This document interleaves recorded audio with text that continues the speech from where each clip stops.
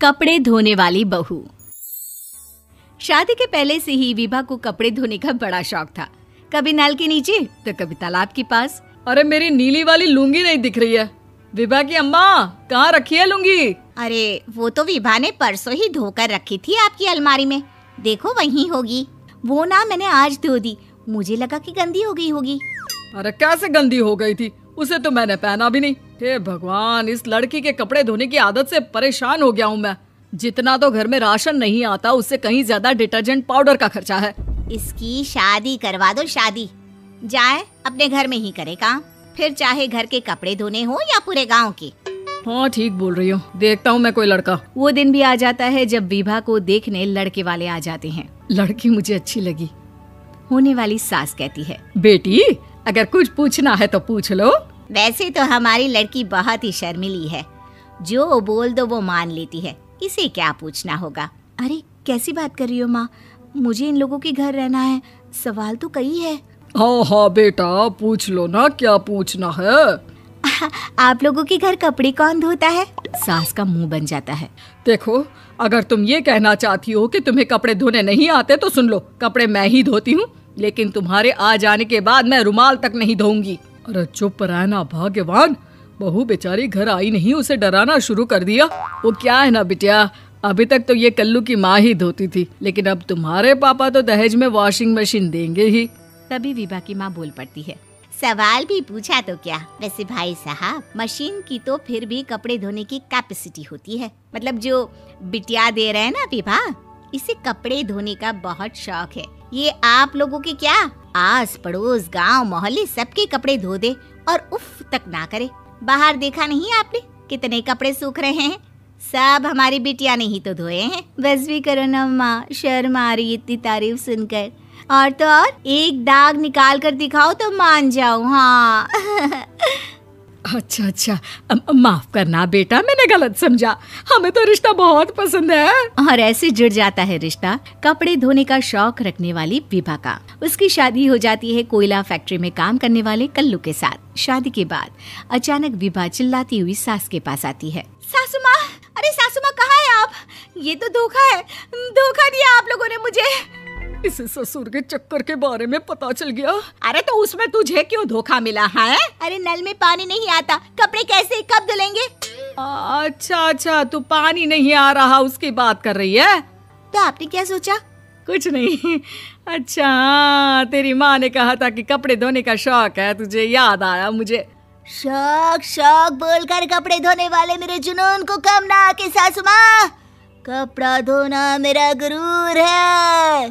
तभी पति भी वहाँ आ जाता है। अभी अभी मैंने इसे सनी देओल की फिल्म दिखाई है, उसी के डायलॉग मार रही है माँ। अच्छा सुन, साफ साफ बता रही हूँ, पानी सुबह 4 से 6 और शाम को 10 से 12 आता है, समझी? विभा टाइमिंग सुनकर हैरान हो जाती है। ये क्या भूतों का मोहल्ला है? सुबह 4 बजे उठकर कौन कपड़े धोता है? 4 बजे टंकी में पानी जाता है, फिर सारा दिन धोना ना, किसने मना किया?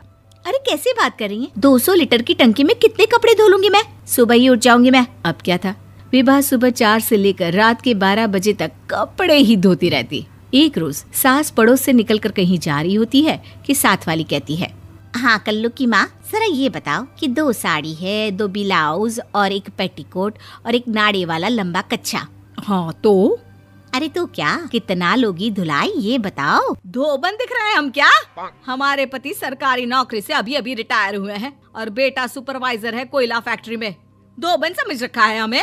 हाय रे कल्लू की अम्मा, माफ कर दो, वो तो मोहल्ले में यही सब बता रहे थे कि तुमने बहू को कपड़ा धुलवाने के काम में लगा दिया है। सास को पड़ोसन की बात सुनकर गुस्सा आ जाता है। वो घर पहुंचती है जहां घर के बाहर ही इतने सारे कपड़े सूख रहे होते हैं जितने कि किसी धोबन के घर पर। अरे ओ कल्लू की दुल्हन, बाहर निकल। माँ जी यहीं आ जाओ, बाथरूम में चादर धो रहे हैं हम। अरे अभी हम धोते हैं, तुमको बाहर निकलो। ये आस पड़ोस वाले बोल रहे हैं कि हम बहू से कपड़े धुलवा धुलवा कर उसे कपड़ा धोने वाली बना दिए हैं।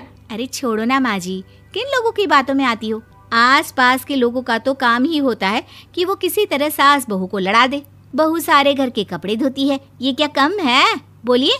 सास को भी लग जाता है कि वो बहू का ये सनकीपन नहीं छुड़वा सकती, इससे अच्छा है कि खुद ही चुप हो जाए।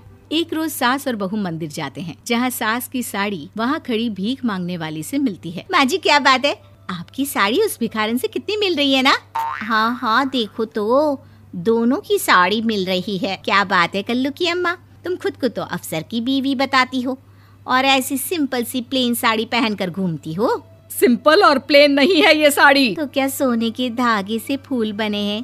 कुछ भी सासू माँ, कुछ भी। हाँ बने थे इस साड़ी में सोने के धागे से फूल। मेरे पति लेकर आए थे मद्रास से स्पेशली मेरे लिए 10,000 की।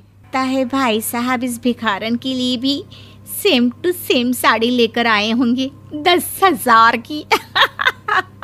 सास उस वक्त तो कुछ नहीं कहती, लेकिन बहू के साथ घर आती है और अलमारी से एल्बम निकाल कर लाती है। ये साड़ी देख रही है, ये वही साड़ी है जिसे मैंने अभी पहना था। इस साड़ी में ये जो चमकदार फूल दिख रहे हैं ना, ये सोने के धागों से काढ़े गए हैं। लेकिन तू लोकल वॉशिंग मशीन ब्रश से घिस घिस कर सारे फूलों को निकाल कर साड़ी प्लेन कर दी। मुझे माफ कर दीजिए सासू माँ। और तो और, जब मैंने तुझे तेरी गलती के लिए कुछ नहीं कहा, लेकिन तूने तो सबके सामने मेरा मजाक ही बना दिया। क्यों? बहू को समझ में आ जाता है कि अब से उसका कपड़े धोना बंद।